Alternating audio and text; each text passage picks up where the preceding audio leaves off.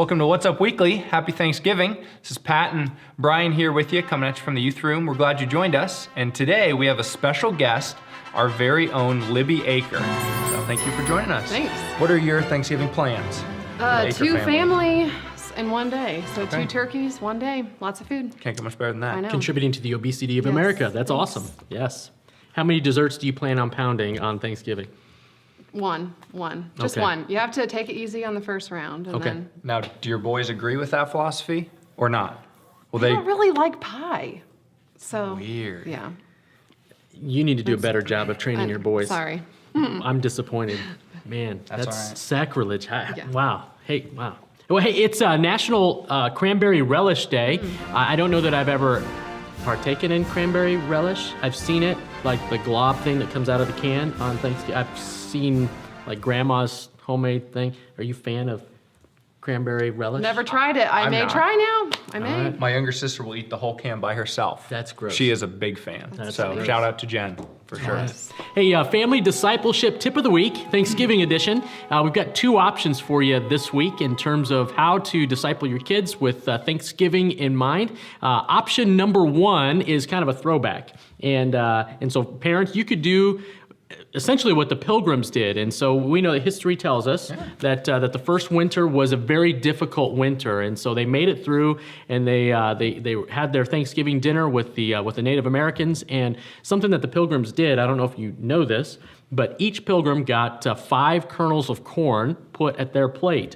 And as the dinner was going on, they all took turns sharing 5 things that they're most thankful for. Now, with a caveat, moms and dads, don't settle for the lame, thankful stuff.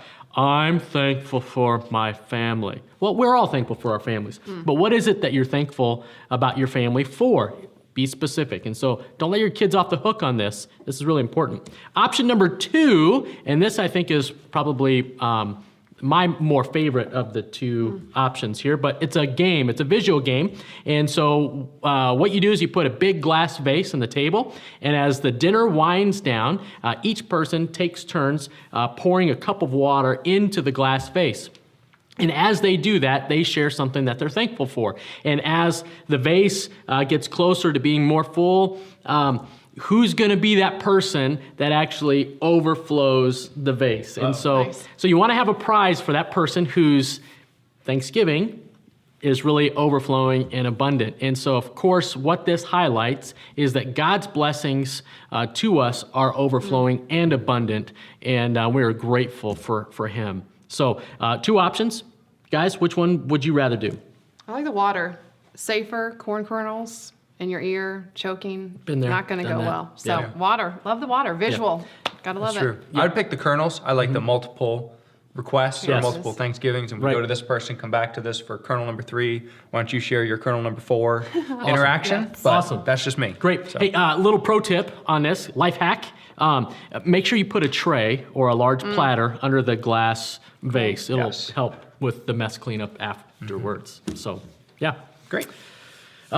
Libby, I'm glad that you're here this week. Thanks. Tell us what you Glad to do be here here. at the church. I am the pre-K children's ministry coordinator. So in charge of scheduling and making sure the little kiddos are where they're supposed to be and safe. Awesome. I'm happy. Now, we have the privilege of knowing you and working with you, and we kind of know your heart.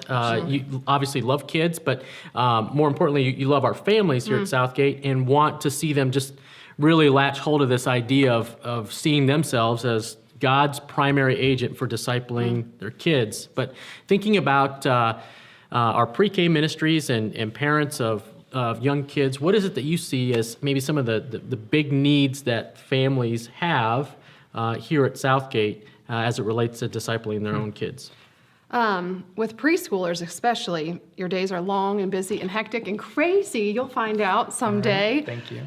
So just at the end of the day, parents to communicate to each other, talk about what is going well, what's not going well with your training your kiddos in the way of the Lord. And then whatever's not going well, just to figure out a solution. And if you need some help, come to these guys, come to us, and we'll shoot you in the right direction. Right, because we are the experts and we are without fault, and so we It's not No, true. no. And really, what this is it's sharing our own struggles and in areas that we might have experienced a measure of success. Boy, Right. we want to share that with you, and if you can help us with an area of need or lack, Right. boy, we want to hear about that. So I mean, that's just living life with one another. I think Together. it's important. Yep. So as you've been slugging it out in pre-K ministry, are there any like resources or tools that have helped you over the years that maybe we could pass on to families at home? Yeah, I'm currently reading a book by Ginger Hubbard, and it's called Don't Make Me Count to 3. It's really good. And it's just about disciplining your children, but getting to the heart of the discipline, not just telling them no, but getting to the heart, figuring out why they're misbehaving and and how to correct their behavior. So it's really good. Yeah, no, that's good. And I think that's at the heart of discipling our kids. Oftentimes we point at behaviors rather than the underlying spiritual issue that is causing bad behaviors. Yeah. And so then we just, we're missing opportunities to point our kids to Christ. That's really good. So, Yep. Cool. All right. Thank you. Thanks for all the Yeah, input. thanks for letting me be here. That's exciting stuff. Thanks for sprucing up our show. Yeah. Bringing some new life, Yeah. which we need That's for right. sure. That's right. Last segment of our show is a game we've played before called How Little Do You Know? And we brought in our resident Oh, Trivia yeah, expert. We have Not really. Libby Aker. So we're gonna move through it rapid fire, pretty fast. and I'm gonna man. go first All right. and read to you. So Sure, I'm ready. Are you sure? Yeah. Okay. Question number 1. The distinctive movements of a turkey inspired the 1900s ragtime dance called the blank. The chicken dance. Wrong, turkey trot. Oh. Number 2, though they're a famous Thanksgiving ingredient, blank were also used by Native Americans to treat wounds and dye clothes. Pumpkin pie. Wrong, cranberries. Oh, Yeah, cranberry 3, relish. American families sustained $28 million in property losses every Thanksgiving due know to this. blank. Frying turkeys. No, home cooking fires. Oh, well, Close. a fire, like a. Kinda. Number Frying 4, fire, contrary okay. to popular belief, chickens actually have more blank than turkeys. Meat. Tryptophan. Incorrect. Well, Lastly, during the Duh. Macy's Thanksgiving Day Parade, each full-size balloon is handled by exactly blank people. 73. 90. Oh, Close. that's Very not. close. 0 for 5. Awesome. I love it. So, All right. Pastor Brian. Okay, you here we ready? go. Male turkeys are called blank. Male turkeys. Toms. Toms, of Incorrect. course. In 2007, George W. Bush granted a pardon to 2 turkeys, one named Mary and the other named Martha. Flower. Flower, Nice. Sorry. huh. Yeah, good try. yes.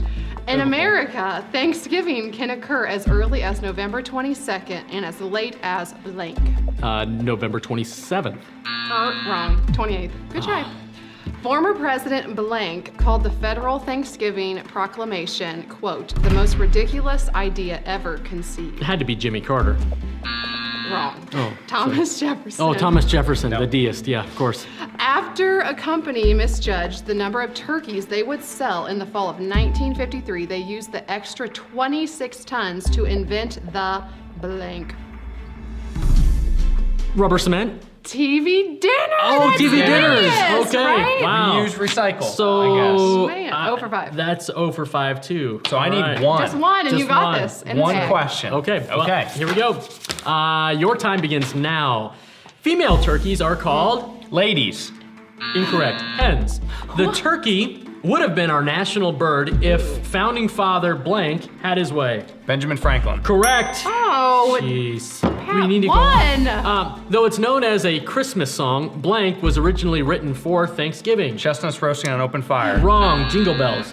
What? Sarah Joseph Hale, who advocated Thanksgiving as a national holiday, also wrote the famous nursery rhyme, blank. Little Bo Peep. Wrong. Mary had a little lamb. I mean, Close, they were that was sisters. close. Sheep, right. And finally, since 1957, Canada's Thanksgiving Day has been held on the second blank in October, Friday Monday. or Monday. All right, well, you win. 1 for 5. 1 You for won. 5. Thank you. That Good means job. collectively we were 1 for 15, and And we know that you were better than that. yes, So, hopefully. yes. All right. Hey, folks, we would love to hear how your family discipleship tips are being implemented. And so just email us, and don't forget to like, subscribe, and comment on our videos. Share them with your friends, and we hope you guys have a great Thanksgiving. See you next week. Happy Thanksgiving.